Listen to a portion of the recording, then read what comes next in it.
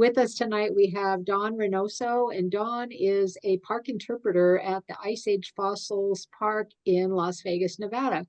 And I have not gotten out there yet, but I do want to go because it looks really interesting. And I want to like maybe look at that giant. Is it a tooth that you sent me in that picture? Is that a tooth or a jawbone or something? It's a small tusk. A tusk. Okay, well Mhm. that's kind of like a tooth. Yeah, it And is. and I want to see that up close and personal. So I might jaunt over there one of these days. But As Brenda said, my name is Dawn Reynoso. I'm a park interpreter at Ice Age Fossil State Park, which is actually the newest state park in Nevada. We just opened January of this year, and so far we've seen over 30,000 people come through our doors, which is pretty impressive. I feel like that's a lot of people. We were open for a total of 4 days in January, and we saw, I think it was like 5,000 people just in the first 4 days that we were open alone, which was very crazy.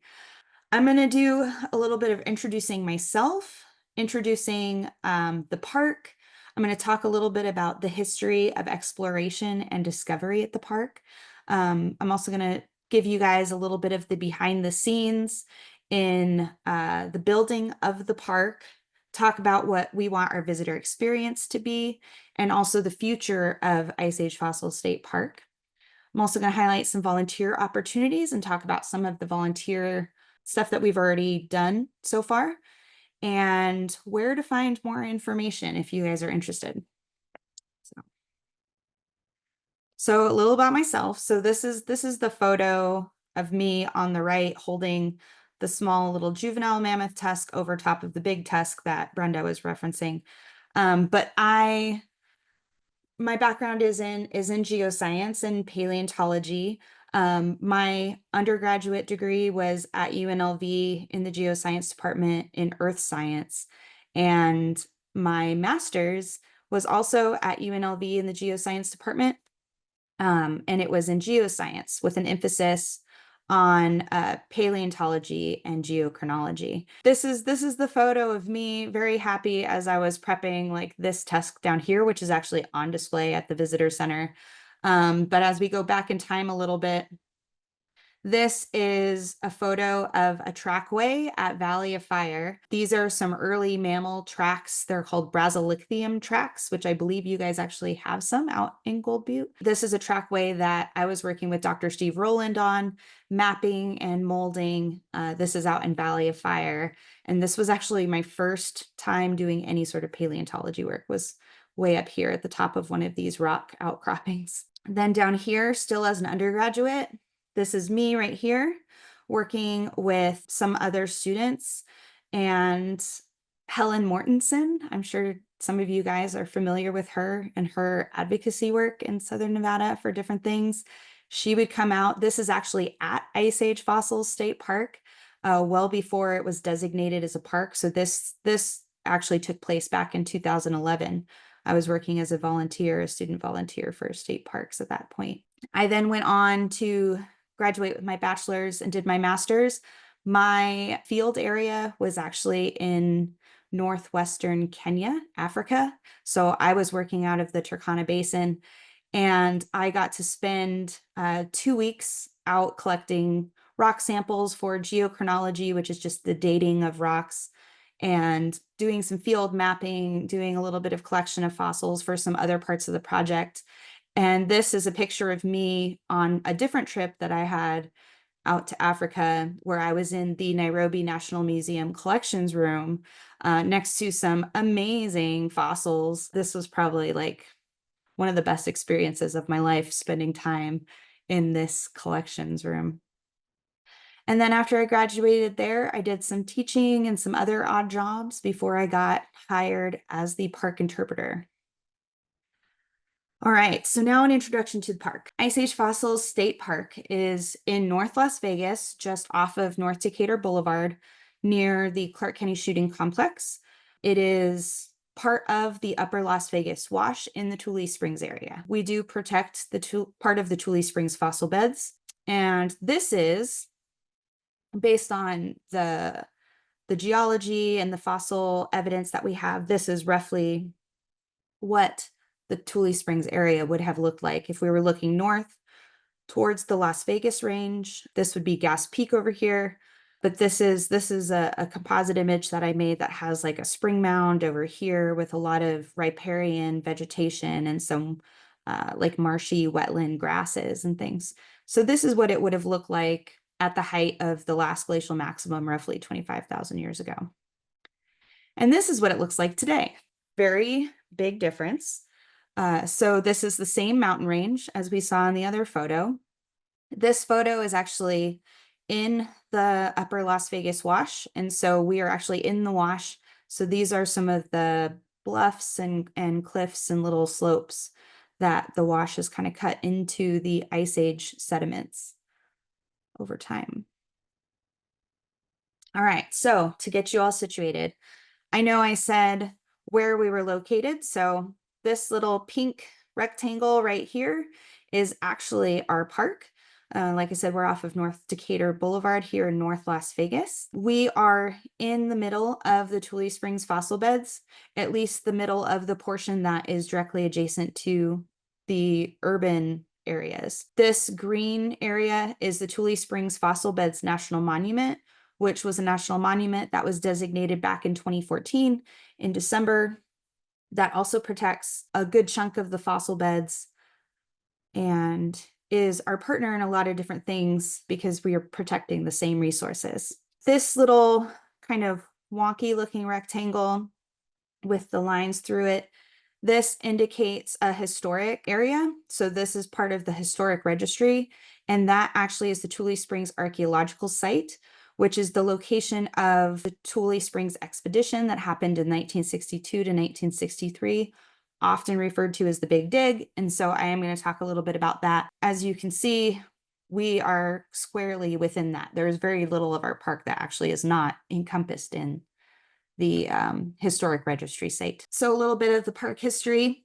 This particular parcel of land that the state park is now on was transferred to state parks in 1958. So it has actually been part of state parks for ever, almost it feels like, but no, since 1958. So it actually predates the Big Dig by a little bit. And what had happened is there was a lot of excitement that was building around some of the discoveries from Mark Harrington expeditions with the Southwest Museum that were kind of gaining some attention in the archaeological community. And so that particular parcel of land was one of the locations where he had some of his sites. And they felt that that would be best protected by transferring it to state parks. It took a while for state parks to decide to do anything with it. It was finally designated in 2017 as part of Governor Sandoval's Explore Your Nevada initiative. It is 315 acres, so it is a mile across from west to east, and it is a half mile from north to south. So it is not a very large area. And then I do have the address down here if anybody is interested, but if you Google us, you could find us pretty quick. This photo right here is one of my favorites. So this is actually a photo from Ruth D. Simpson, who was part of Mark Harrington's team from the Southwest Museum. This is a sign that was out in the park back when they were doing more work in the late 50s, early 60s, which is just kind of fun to look at. Like, we've had some amount of presence out there, even if it was minimal up to the last couple years. If you pull up through the gates at the park today, this is what you're going to see. This is actually a photo from today. So this is literally what it looks like now. So we've got the visitor center space back here. We have our restroom building over here, a large picnic pavilion here, which can seat about 100 people. So we made it large enough so that we can have multiple busfuls of kids on field trips and things. This is the monumental mammoth sculpture, which has its final home here at Ice Age Fossil State Park. And then as you pull up closer to the building, this is what the building looks like. It's a little dark because it was very bright out today, but we have Ice Age Fossils State Park on the sign.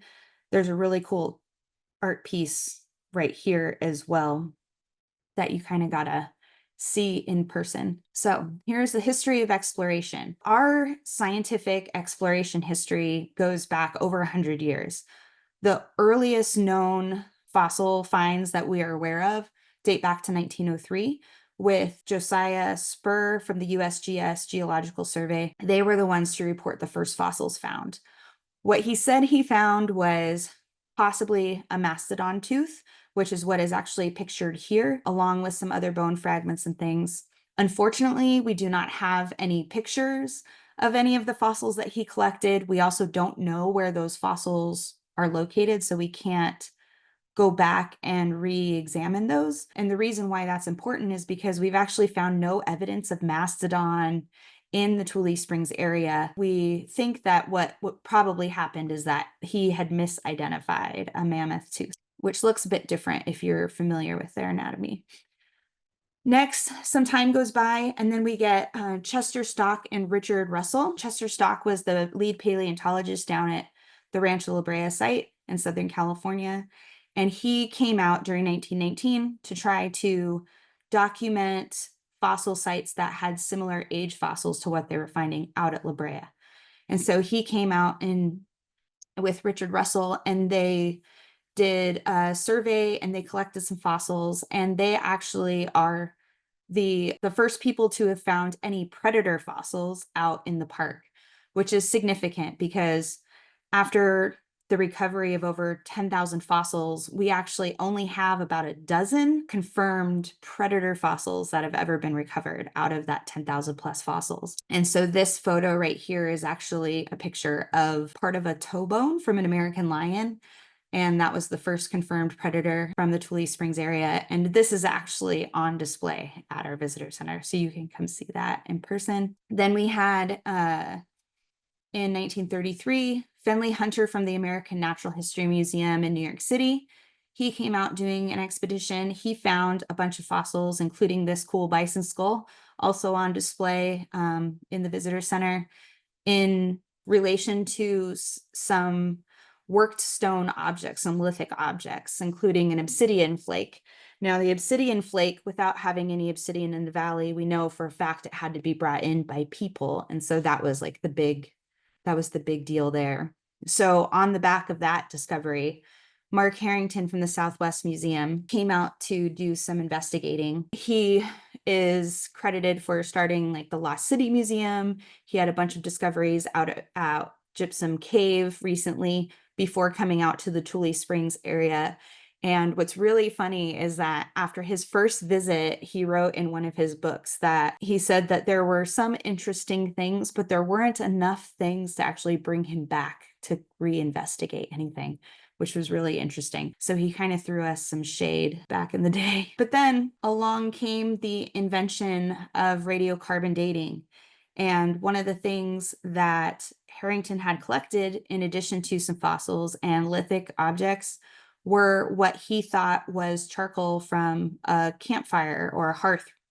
And when radiocarbon dating came online, Willard Libby was looking for samples to date, and Harrington was like, I've got some, date these. Amazingly, the first sample ages that they got were over 23,000 years old, which was more than double what age of humans in the Americas at the time was thought to have gone back to.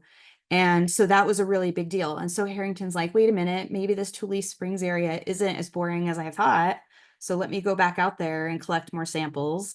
And he did. And so him and his team came back out in the 50s, 1955 and in 1956 for at least two different expeditions. They collected more samples and they got even older dates. Now, the really interesting thing with both of these dates that they got, the first one being over 23,000 years old, the second one being 28,000 years old, is that was actually the limit of radiocarbon dating at the time. So this was a new technology. So it didn't matter what sample you gave them. If it was older than 28,000 years old, it would only read 28,000 years old. So that means that it was a minimum of that old, which was even more impressive. So he's like, oh my gosh, we have to come back out. We have to do more things. We have to get a huge team. We have to do all these things. And so more and more people started getting on board. And then in 1962, the big dig started. So mid-September 1962, they started setting up camp. And this was a multidisciplinary study. that brought out geologists, archaeologists, paleontologists, palynologists, so pollen specialists. We had biologists, we had botanists, we had all sorts of ologists out, and they were all working together to try to get to the heart of the story at Tule Springs. And one of the ways they did that, because they had a short period of time, is they used really heavy equipment. This is one of the big scrapers that they used during the big dig. They also used big bulldozers and they carved these really long trenches into the sediments to try to understand the stratigraphy and kind of work out the geology of the Ice Age sediments in the area. There are comments from the geologist on the expedition saying, like, this is probably never something that they're ever going to be allowed to do again, just because of the destructive nature of it. It wasn't something that was common at the time either. But now to think about going out to an archaeological site with this huge equipment, it's just like, it's scary because the amount of things that you might destroy or miss, because you can't pick up tiny little things if you're digging on a scale that large. But long story short, they didn't find what they were looking for. And what they were looking for was evidence to corroborate those ages that Harrington had got. What they had found was actually that the ages that Harrington got were correct, but his interpretation of what was dated was not correct. So he had interpreted the charcoal samples as something that was human-made, or human-caused, I should say. And it actually is not. So carbonized wood is something that you find in some areas. It's a fossilization process of plant material. So the ages, like I said, were correct, because actually we know the ages from the area where he collected the samples based on the new evidence that the Big Dig collected are somewhere between 45 and 55,000 years old. And so the age was accurate, but like I said, the interpretation was incorrect. So what the Big Dig found was that there was only evidence of people back to about 13,000 years, which is roughly what the rest of the other older sites in the country and in North America were also pointing to. So nothing significant. So at that point, the excitement for Tule Springs kind of just fizzled out. And then back in the late 90s and in the 2000s, things picked up again. There were some surveys that had to be conducted for some power line corridors that go through just north of the city limits of Las Vegas, in front of the Las Vegas range. And because it was a federally funded project, they had to have a paleontological survey done. And they documented hundreds of fossil sites in the area. And that, of course, brought attention in the media to the fact that there were fossils out here. And so that kind of picked up some steam. And then in the 2000s, I forget what year exactly it was, but the BLM, which owned much of what became the National Monument, they were actually going to be selling off all of that land for developers. And so partly because the market crashed in 2007 and kind of slowed down the development, and also because of advocacy groups like the Protectors of Tule Springs stepping up and bringing awareness to the fact that if all that land got sold off, that it would end up destroying just like thousands and hundreds of thousands of acres of fossil beds. And it would have been devastating to science. And so we ended up doing some advocacy stuff in the Tule Springs area, and which eventually led to the designation of the National Monument in 2014 and the state park in 2017. And so these are a couple photos of some of the more recent expeditions. So this is actually from San Bernardino County Museum. They were the ones that were contracted to do the paleontological survey and excavations for the BLM disposal stuff, and also the power lines that went through. UNLV, so this is myself right there. This is Dr. Steve Rowland, Dr. Josh Bondi, who is now the director of the Nevada State Museum in Carson City, and another graduate student here is Anne-Marie. We're out there working actually in the state park. So UNLV teamed up with the state parks to actually do surveys on the state park land, do excavations where necessary, and basically kind of care for the fossils of the state land, since the fossils on the federal land were being protected through other means. Building the park. So there's a lot to this. So when I got hired, they had already started coming up with some of these conceptual designs and kind of going through the themes of what we wanted to talk about in the park and everything. And so that was a whole process. Lots of meetings, lots of Zoom calls, lots of back and forth emails, tweaking little things here and there. But what we settled on for our themes were the history of scientific exploration, the geology, and then like the paleontology and archaeology. So those are our main themes for the park. We also had to develop a trail system to take people out into the park and direct them to where we want people to go, because there are still some really sensitive areas. And so we want to keep people away from some of those really sensitive spaces. And then once you go through designing, then you got to build the thing. And so this is our park supervisor, Garrett, and he is telling me all about all of the vision for all of the things out here. This is as they were grading for the building itself. So this was several years ago. This was during construction in COVID. That's when they were constructing the building. So this is in 2020. This is kind of showing more of the frame. This is when they were just starting to get the building going. This is us hanging out, gluing stuff to these form boards for the concrete mock trench walls that we have here. So when you guys actually walk into this trench, which is supposed to simulate the trenches from the Big Dig, you're going to see impressions of some of the invertebrates, like the snails and clams and things we have in the sediments, and also some spaces where we have some fossil replicas actually embedded in the wall. And this is what it looked like when it was done. So this was like March 2021 is when I took this picture. So it was freshly built. We finally had our certificate of occupancy, and now we could work out of the office instead of being stuck together like a couple sardines down at our regional office. The building is great, but there's a lot that goes into the building itself. So when I got hired on, we had to figure out what kind of fossils we wanted on display. We had to find the artifacts that we wanted on display. We had to do the research to talk about all of those things. We had to contract paleo artists to complete these beautiful illustrations like what you see in the bottom right-hand corner. We, as the paleontologist on staff, some of the fossils that we wanted on display needed to have some conservation work done on them. So I had to maybe clean or put things together or work on some stuff. Like this is that bison skull that was pulled out of the ground back in 1933, and it was in the collections up in Canada for the last 80 years. 85 years. So we got these Indiana Jones crates of fossils sometimes, which was really cool. This is our Camelops sculpture that we have.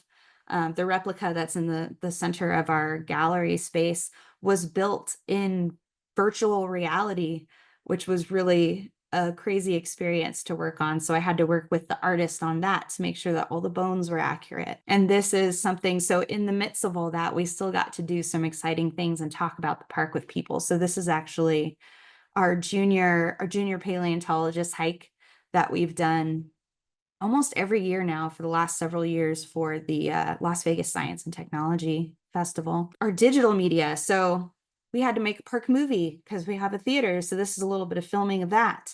We had to do what I referred to as the school picture day for some of our showier fossils for one of our touchscreen exhibits. We had to create artwork for those touchscreen exhibits. And then we also had to make sound. I don't know if you guys will hear it. So we have soundscapes in the visitor center space. So we had to work with digital artists to figure out what a mammoth sounded like or a ground sloth. Then we got to do the fabrication of all the things. And so, you know, like this is our exhibit space. We have our Camelop skeleton up, but we've got exhibit cases that are missing glass and just stuff everywhere. So when you guys come in, it'll look a lot different. It looks a lot cleaner now. We have this background, our window into the Pleistocene that covers almost 1.5 walls of our visitor center space. We have a saber-toothed cat replica, like life size, in the visitor center area that started out as a taxidermy mount for a female African lion. And so we had to bulk up and change it and make it look legit. And so this is kind of what it looks like now. So in our visitor experience, we've got our museum space. It is pretty small. We have a lot going on in there, so there's a lot to see. We also have our theater room, which you can actually see kind of tucked in back here behind the Camelot skeleton over there. We have our timeline wall that talks about the history of exploration. We also have a small gift shop that has park-specific items and different things. This map is really cool. It shows you the Ice Age coastlines, glacial extent relative to modern coastlines and modern glaciers, which is really neat. We also have a donor recognition wall and more to come in future phases of the park. So like I mentioned, we also have some trails. So we have just under 4 miles worth of trails. So this is our park map. It's a little difficult to see this color on here, but our Las Vegas Wash Trail leaves from our monumental mammoth sculpture up front, and that's a 1.5 mile round trip. The theme of that trail is natural history. So you'll learn about plants, animals, geology, that sort of thing. And then we have this green one that kind of goes and circles around behind the visitor center. That is the megafauna trail. And there are life-size sculptures of 8 different types of the large animals that used to call Las Vegas home. And all the signs along that trail also highlight those animals. From there, the saber-toothed cat sculpture, actually, you can head out on our connector trail to the Big Dig Trail. And this trail takes you through a lot of those historic dig sites, some of the more recent dig sites from the UNLV stuff. And so the theme of this one is the scientific exploration. So you're going to learn more about all of that historic stuff, including what they were looking for, how they found what they found, what they found, the whole thing out there. We've got really beautiful signs that have been put together by us with the interpretive content, partnering with our design firm that did the main design work for all of this. Here's a little bit more showing that. So we've also got no shade in the park. We don't have any trees or anything. So we built 2 shade structures for every main trail. This is a closer look at that megafauna trail. So you can kind of see the path of that with the different types of sculptures and where they're located. These little white rectangles are where the shade structures are. This is our picnic area right here. We also have some signage accompanying the monumental mammoth, which is a beautiful piece of art that was inspired by the Tule Springs area, and kind of it's the brainchild of a 16-year-old Girl Scout, which is pretty amazing. It's a huge community project. So we talk about how she came to be and her travels and her lasting story. The future of Ice Age Fossil State Park. So we started doing scheduled programming at the park in April. We have already done programs for several thousand people out of all the counting of things. So we've done guided hikes. We've done self-guided night hikes. We have done arts and crafts sort of things. We just do informational sort of tabletop activities. We also have one of my favorite activities we do is called Coffee Talk, and we hang out and we drink coffee and we talk to visitors and answer questions. And this week we have one. So this weekend on Saturday between 8:30 and 10:30 a.m. If anybody can stop by, we have 2 special guests actually. So this week's topic is archaeology versus paleontology. And we have 2 archaeologists stopping by to talk about everything archaeology and describe the difference between archaeology. And I'm going to be the paleontologist, so we'll talk about paleontology a little bit too. But it's a good time. We always learn something. We get to geek out and get to know our visitors in a little bit of a different way. We also are doing monitoring for threatened and endangered species. So we do keep an eye out for different things. Like we've got our desert tortoise friend over here. And so one of the things that I've been doing is capturing images of all of our tortoises on site from all different angles so that we can identify who we have in the park, because all of their shells have distinctive markings, so we can tell who we have in the park. So we have a pretty healthy population of desert tortoises that we monitor on a regular basis. We also have bear poppies and Las Vegas buckwheat, which is a threatened species. And so we kind of monitor when we see poppies. And now with the Mojave poppy bee being looked at for being added to the endangered species list, there's going to be that also that we're going to be looking at as well. We are continuing to do like cleanup events and various things. And so that's what this is. This was a group of high schoolers that came out for a cleanup event that we had. We were just picking up trash and some invasive plants. This is from our junior paleontologist hike, excuse me, a couple years ago, just kind of representing those guided hikes that we do. We're also doing field trips on Fridays, which is a lot of fun. So we have field trip Fridays. So we've had groups every Friday since we started this fall, and we are fully booked for the fall. We have a wait list that is going to fully book us for the spring and into next fall even, which is amazing. That was one of the things that Garrett, my supervisor, and I always kind of talked about, like, one day we're going to have these little kids here and it's going to be awesome, and just like one of the most meaningful things, and then to actually have it happen is really really special. We also plan to host special events. So we also have, like, next week we're doing a special event for Nevada Day on the 25th from 10 to 2.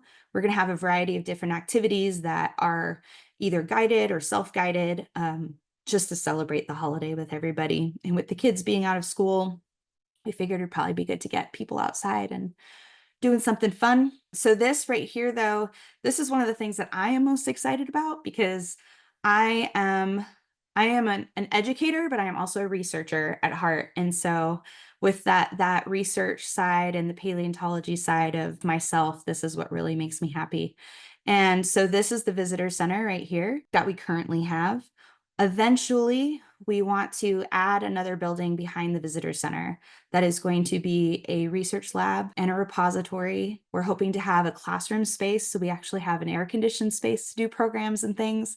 And during the summer, we're hoping to have more hands-on, sort of tactile exhibit sort of stuff in that space to expand our gallery, since our gallery is very small to start with. And the lab, what we're going for is a lab where people can interact with the researchers, where people can look at the stuff that we're working on and ask questions. And I can't wait for that, because that stuff is a lot of fun. And then hopefully too, we'll be able to get some research back in. With COVID, we haven't had any new research permits open. And so since I started working out here as a volunteer over a decade ago, we've had about a half dozen or so students work in the Ice Age Fossil State Park for their master's or PhD dissertation work. So we're hoping to keep that going, but also expand beyond UNLV. We've only really seen UNLV students coming through during research. So we're hoping to get some people from outside of the local community as well. Volunteer opportunities. So currently, our volunteer opportunities that we have are helping with some of our scheduled programming, or just sort of regular park assistant stuff, which is like picking up trash on the trails, or maybe like pulling weeds and landscaping, or helping our maintenance people with different things depending on your ability levels. We're hoping to get people to be hike leaders. We have people monitoring trails. We want to have help with school groups and do more cleanup activities, and eventually get some folks to help us actually in the museum space as well. So where to find more information? So you can visit our website, which is right here. You can also find us on Facebook or Instagram. So those are our two social media pages. We are pretty active on social media and we have some fun stuff happening. So I highly encourage you to come check us out. Follow us if you feel like you enjoy our content. Otherwise, if you don't want to reach out through one of those two ways, you can always email me. This is my email down here. I'm happy to answer any questions that you guys have if you don't want to ask them today. And then also, just because I need a photo on every slide, this is one of my friends that we found. So we have a lot of sidewinders out at the park, which surprised me because we're not super sandy or something, but these are always beautiful. And we give them a lot of space and respect because, all right, but that's it. So that's my presentation. Thank you very much. I'm happy to answer any questions that you guys may have. I'm going to go ahead and stop sharing my screen, and then I guess just open it up to questions. Dawn, thank you so much. That was wonderful. I learned a lot and I now want to come visit. Yay, So good. when you said you were booked solid, is this something you have to book in advance then if you just wanted to go, or it is, huh? Well, for the field trips. Oh, for field trip. Okay. Yes. Yeah. So Oh, you can come and visit. We're hmm. open Wednesday through Sunday from 8 a.m. Our last entry is at 4. That's when the visitor center closes. And then the trails close at 4:30. So that's when the park closes. So about how long would it take to go through it and see the things that you talked about tonight? It depends on how much reading and how fast you read. I would say if you want to read all the content and watch the movie in the museum space, for example, you'd probably want to give yourself at least 30-40 minutes. The movie itself is 9.5 minutes long, but there's a lot going on in the small space that we have. The megafauna trail takes 8 minutes to walk if you're just walking it. So it's very short because it's only 0.3 miles. But if you're going to read all the signs, there's 8 different signs. So you got to add time for that. The longer trails, if you're reading the signage, you're talking probably like an hour, hour and a half on the 2 mile one. So Okay. you could spend several hours at the park. Okay. And what is the cost to enter the park? Yeah, it's $3 per person Oh, for everybody 13 and up. So kids 12 and under are free. it's a deal. Can't do Yeah, anything for $3. it's not bad. Does anyone else have questions for Dawn? Yeah, Don, this is Mike. I just had a question about funding for all of these. You seem to have done a great job with your building and your organization. Do you get a lot of grants? Is it state money? Is it federal monies or other grants? Could you talk a little bit about that? Just give us an overview. Yeah, I mean, I don't know all of the details about that, but from what I do know is we do have some amount of state funding. We also had to apply for a variety of different federal grants. Brenda had asked me a similar question before we started, and one of the things that state parks isn't eligible for is SNPLMA funds. And that's typically like a good chunk of money that a lot of parks and things will use down south for visitor center space. But we had some private donations. We actually had a sizable donation from the Helmsley Charitable Trust that kind of pushed us over our finish line because when we got into COVID and the state kind of shut down, we ended up losing, I think it was almost $2 million from our park budget for the design work and everything. So we had to cobble that back together. It came from like everywhere. And we had to cut back on some stuff because we didn't have funding to cover everything. And so we've kind of chunked things. So we're pushing things into further phases. So Don, it's really a museum for all ages, right? Is that It is.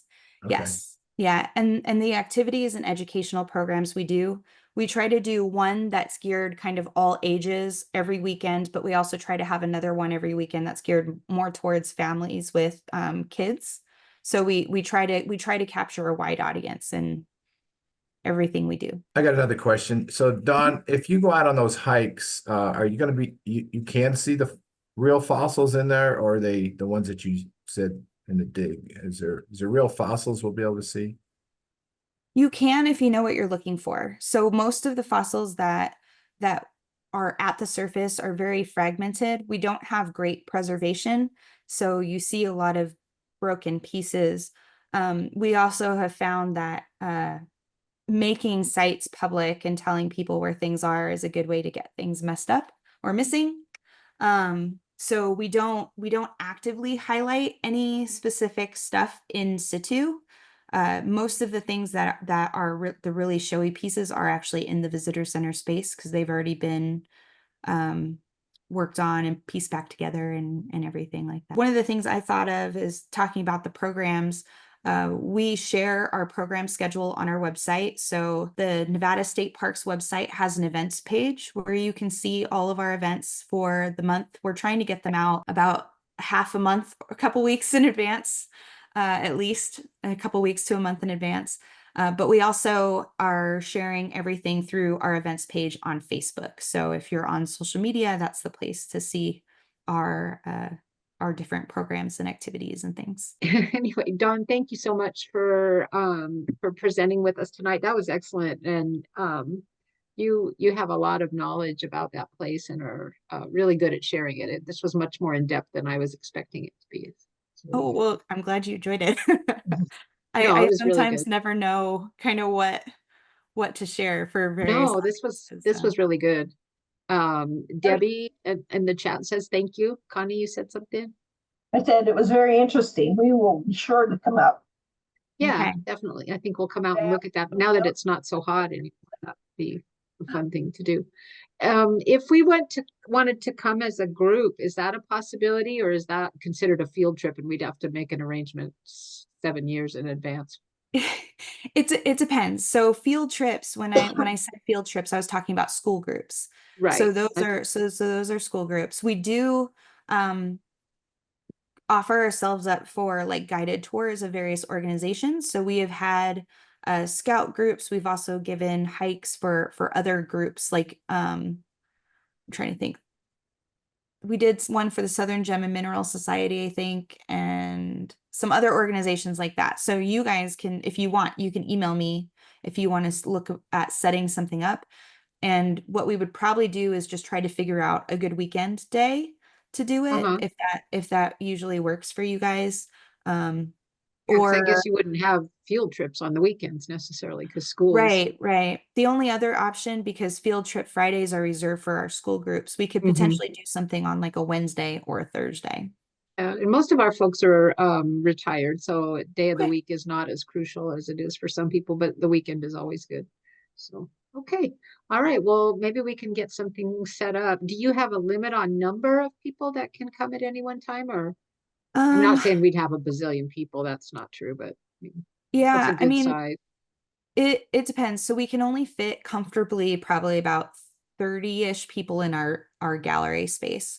Okay. So if we wanted to do a guided tour type thing, that's probably a good comfortable number for like a hike too, if we wanted to do a hike. Okay. So yeah, I mean, we could do a larger group. It Yeah, just complicates I things a don't little think it bit. would be larger than that. I think that would be more than adequate really for us. So, Okay. okay. All right. Well, if that's all anyone has, let's see, there's I don't, something else in the chat. Thank you and very nice presentation. Thanks. So well, that's thank you awesome. very much. Thank you Thank you very guys. much for having me.